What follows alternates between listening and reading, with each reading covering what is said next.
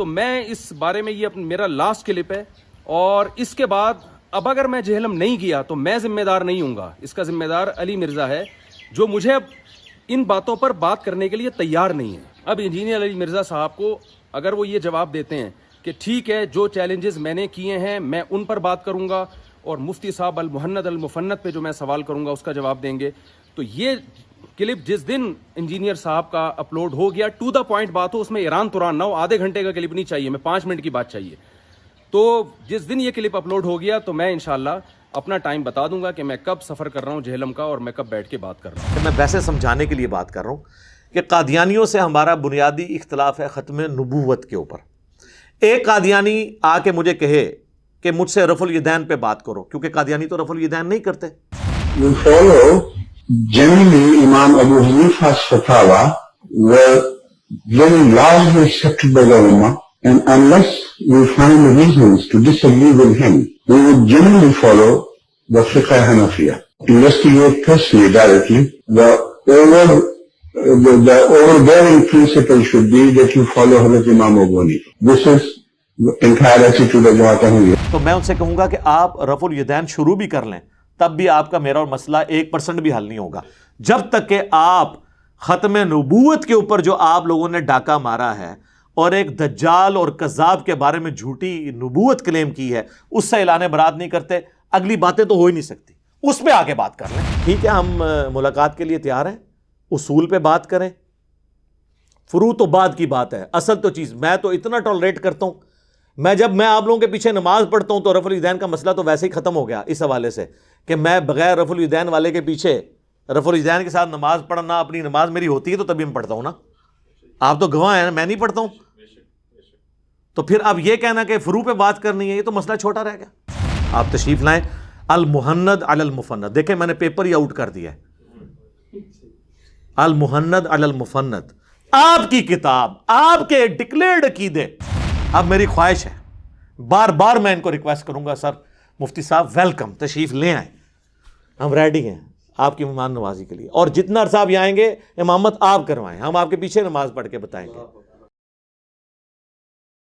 دیکھیں بنیادی بات یہ سمجھیں کہ میرا جو مکتبہ دیوبند کے ساتھ اختلاف ہے وہ ہے عقیدے کا اختلاف، اسے کہتے ہیں اصولی اختلاف جسے کہا جاتا ہے۔ ایک ہوتا ہے فروع جو عام آپ کے فقہی احکام و مسائل کے اوپر اختلافات ہیں، رفع الیدین کا مسئلہ، آمین بالجہر کا مسئلہ، فاتحہ خلف الامام کا مسئلہ، 20 تراویح کا مسئلہ، یہ ثانوی حیثیت رکھتے ہیں۔ اصل جو اختلاف ہوتا ہے وہ اصول کا ہوتا ہے، جسے عقیدہ کہتے ہیں، اصول کا اختلاف۔ اصول اصل میں درخت کی جڑ کو کہا جاتا ہے نا، اصول اصل وہ ہوتی ہے، اور اوپر جو پتے پھیلے ہوتے ہیں وہ فروع۔ تو جس مکتب فکر سے میرا اصول کا اختلاف ہے، میں اس سے کبھی بھی فروعی معاملات میں بات کرنے کے لیے تیار نہیں ہوں جب تک کہ اصولی اختلاف سیٹل نہیں ہوتا۔ اس کو آپ مثال کے طور پر سمجھیں، میں کسی فرقے کی دل آزاری کے لیے بات نہیں کر رہا، یہ نہ ہو کہ دیوبندی کہ ہمیں قادیانیوں سے ملا دیا، میں ویسے سمجھانے کے لیے بات کر رہا ہوں کہ قادیانیوں سے ہمارا بنیادی اختلاف ہے ختم نبوت کے اوپر۔ ایک قادیانی آ کے مجھے کہے کہ مجھ سے رفع الیدین پہ بات کرو، کیونکہ قادیانی تو رفع الیدین نہیں کرتے، یہ بھی میری ویڈیو آ چکی ہے، وہ تو حنفی ہیں، فقہ حنفی کو فالو کرتے ہیں۔ We follow generally Imam Abu Hanifa's fatwa were very largely accepted by the Ummah, and unless we find reasons to disagree with him, we would generally follow the fiqh Hanafiya. Investigate personally, directly. The overbearing principle should be that you follow Hazrat Imam Abu Hanifa. This is the entire attitude of Jamaat Ahmadiyya. اگرچہ حنفی بریلوی اور حنفی دیوبندی انہیں کافر سمجھتے ہیں، لیکن وہ فقہ میں تو فالو کر رہے ہیں ان کو، ہم بھی انہیں کافر سمجھتے ہیں، لیکن پرسیکیوشن کے خلاف ہے، ان کو آپ دعوت دیں تاکہ ان کی نسلیں اسلام میں واپس آ جائیں۔ تو قادیانی اگر کہیں کہ ہم نے آپ سے آ کے بات کرنی ہے رفع الیدین کے اوپر کہ آپ کیوں کرتے ہیں، ہم آپ کو ترک رفع الیدین کے اوپر روایتیں پیش کریں گے، تو میں ان سے کہوں گا کہ آپ رفع الیدین شروع بھی کر لیں، تب بھی آپ کا میرا اور مسئلہ 1% بھی حل نہیں ہوگا، جب تک کہ آپ ختم نبوت کے اوپر جو آپ لوگوں نے ڈاکہ مارا ہے اور ایک دجال اور کذاب کے بارے میں جھوٹی نبوت کلیم کی ہے اس سے اعلان برات نہیں کرتے، اگلی باتیں تو ہو ہی نہیں سکتی، اس پہ آ کے بات کر لیں تو یہ بات وزن رکھتی ہے۔ اب آ جائیں دیوبندیوں کی طرف۔ دیکھیں دیوبندیوں نے امت پہ یہ احسان کیا کہ انہوں نے اپنے عقیدے ایک چھوٹی سی کتاب میں لکھ کے امت کو تھما دی ہیں، کہیں ڈھونڈنے نہیں پڑتے۔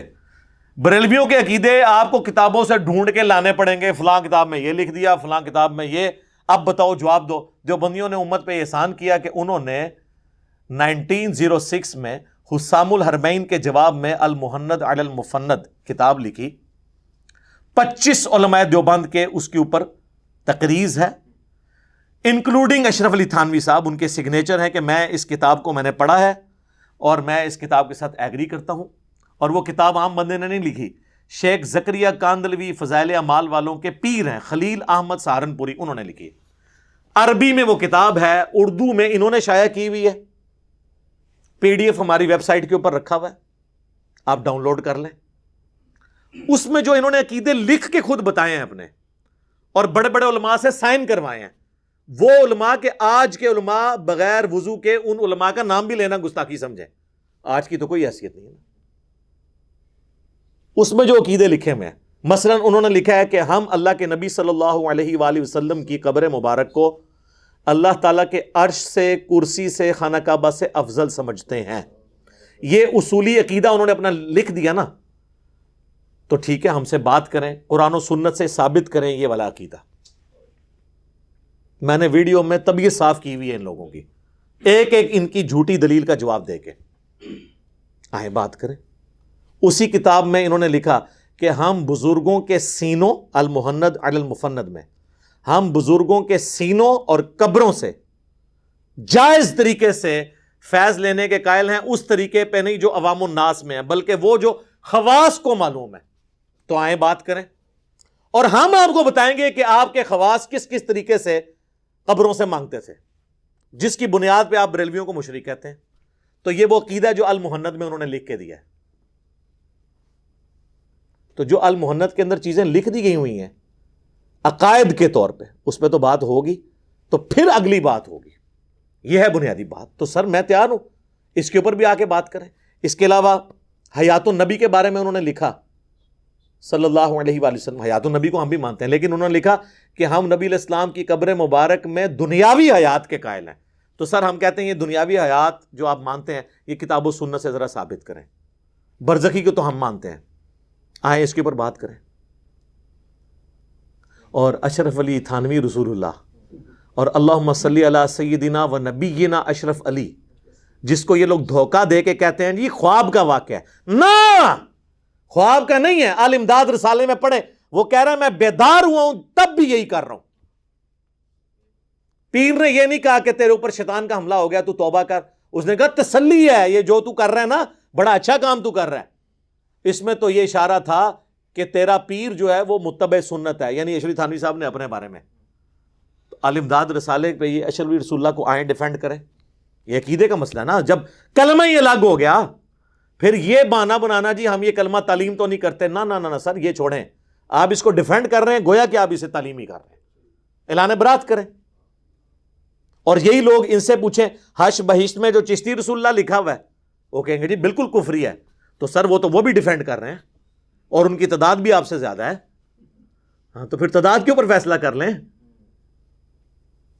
اس طریقے سے تو معاملات نہیں چل سکتے۔ تو ہمارا عقیدے کا چونکہ اصولی اختلاف ہے، تو میں آپ کو، چونکہ آپ نے ویڈیو میں خود کہا ہے، اب نادر علی بھائی تو بیچ میں سے نکل گئے، آپ نے خود کہا کہ میں آنا چاہتا ہوں جہلم، جناب ہم آپ کو ویلکم کرتے ہیں یہاں پہ، آپ تشریف لائیں، آئیں جی تشریف لے کے آئیں، اصول پہ بات کریں، جو عقیدے کی بات ہے عقیدے پہ بات ہوگی۔ المحند آپ کی کتاب ہے، آپ کا کلیم ہے، آپ کے علماء نے اس پہ سگنیچر کیے ہوئے ہیں، آپ کے ڈکلیئرڈ عقیدے ہیں، یا پھر یہ مانیں کہ المحند کے عقیدے کتاب و سنت کے خلاف ہیں، تاکہ یہاں سے پھر آپ واپس اپنے مدرسے نہ جائیں، یہیں آپ کو مفتی رکھ لیں، ظاہر ہے پھر آپ واپس تو نہیں جا سکتے سر۔ If there is no Al Muhannad Ali Al Mufannad there is no دیوبندیت۔ جی مجھے بتائیں دنیا میں 1867 سے پہلے کوئی مسلمان دیوبندی تھا؟ 1867 میں مدرسہ بنا، 1896 میں منظر الاسلام بریلی کا مدرسہ بنا، اس سے پہلے دنیا کا کوئی مسلمان اپنے آپ کو بریلوی ایز اے فرقہ نہیں کہتا تھا۔ ویسے تو سید احمد بریلوی جو آپ نے نام سنا ہے نا، اسماعیل شہید جسے کہتے ہیں، یہ شاہ اسماعیل کے جو پیر و مرشد تھے، وہ یعنی دیوبندیوں کے بزرگ ہیں، لیکن ان کا نام ہے سید احمد بریلوی، اس لیے کہ وہ بریلی کے رہنے والے تھے. تو بریلی کا رہنے والا تو بریلوی ہو سکتا ہے، عقیدے میں کوئی نہیں تھا. تو سر وہ لوگ جن کے فرقوں کے نام انڈیا کے 2 شہروں کے ناموں کے اوپر ہیں، دیوبند اور بریلی، وہ ہمیں کہتے ہیں کہ تم انجینئرنگ فرقہ بنا رہے ہو. وہ بندہ جو بریلوی دیوبندی اہل حدیث شیعہ کے پیچھے نمازیں پڑھتا ہے، ان کی مساجد میں چندے دیتا ہے، ان کے ساتھ نکاح کرنے کا قائل ہے، ان کو مسلمان سمجھتا ہے، اپنا اہل قبلہ بھائی سمجھتا ہے، اس کو یہ لوگ کہہ رہے ہیں.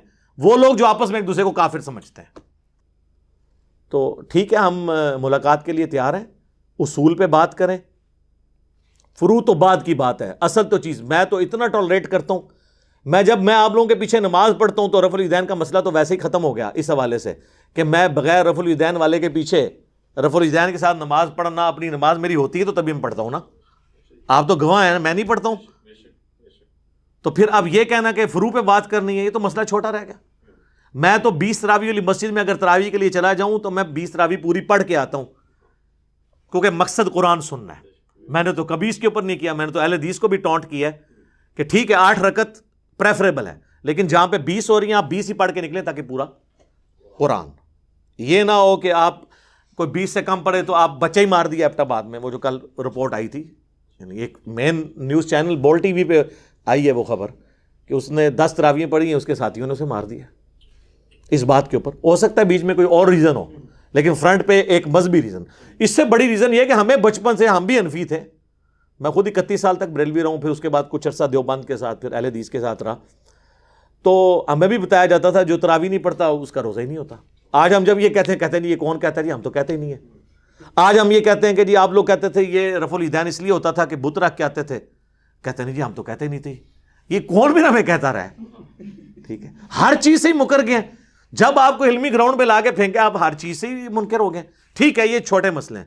اصل چیز ہے کہ المحند علی المفند میں جو عقائد لکھے ہوئے ہیں، یہ تو آپ نہیں کہہ سکتے کہ کہاں لکھے ہوئے ہیں، ہم نے تو کبھی نہیں کہے. تو سر یہ سب کچھ اس کے اندر لکھے ہیں.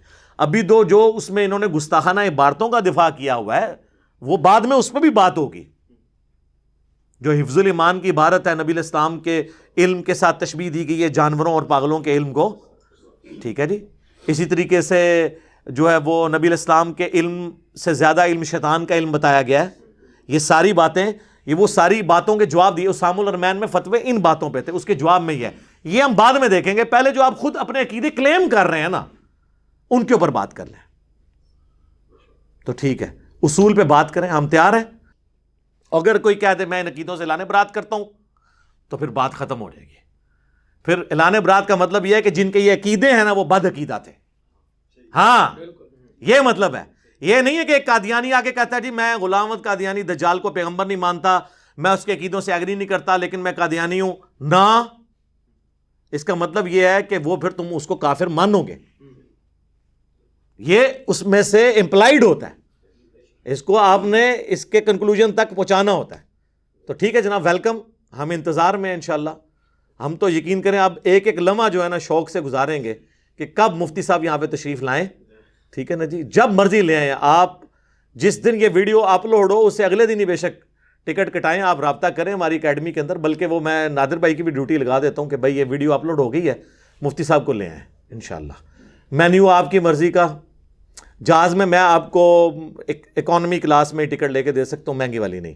علماء تو آپ کو پتہ ہے وہ ایئر کنڈیشن اور ان کے اپنے کرائٹیریا ہوتے ہیں، لیکن میں سادہ یہ آپ کو کروا کے دیں گے. سب کچھ ہمارے ذمہ ہوگا. آپ تشریف لائیں. المحند علی المفند، دیکھیں میں نے پیپر ہی آؤٹ کر دیا ہے.